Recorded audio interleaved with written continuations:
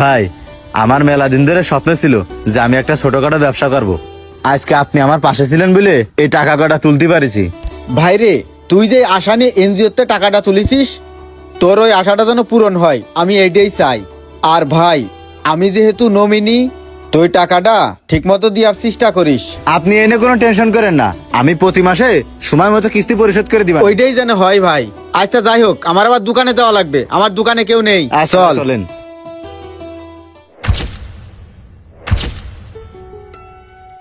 আরে আলামিন ভাই, আপনারে তো মেলা দিন পরে দেখলাম, গ্রামে কবে আসলেন?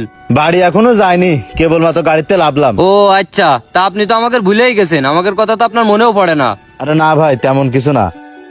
মেলা দিন পরে আসলাম টাকা পয়সা ম্যানেজ করে, দেখি একটা ব্যবসা বাণিজ্য করা যায় কিনা। ও আচ্ছা, তো কি ভাবলেন, কি ব্যবসা করবেন?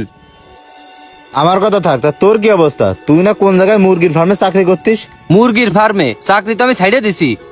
ও আচ্ছা, তুই চাকরি ছাড়িয়ে দিছিস, তাহলে তো ভালোই হলো।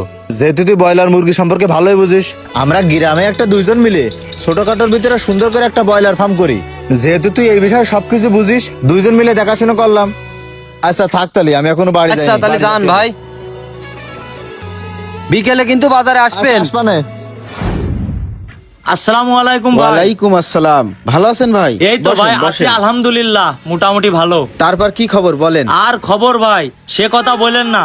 ওই যে আপনি আলামিন ভাইয়ের নমিনি হয়ে টাকা তুলে দিছিলেন না, হ্যাঁ হ্যাঁ। ভাই তো ঠিক মতো 2টা কিস্তি দিয়েছে, কিন্তু এই মাসের কিস্তির যে ডেটটা ছিল, ডেট তো চলে গেছে। ভাই তো এই মাসের কিস্তি দেয়নি। আলামিন ভাইকে অনেকবার কল করেছি, ভাইয়ের নাম্বারটা তো বন্ধ। আলামিন ভাই যদি কিস্তিগুলো ঠিক মতো না দেয়, তাহলে কিন্তু আপনাকেই দিতে হবে।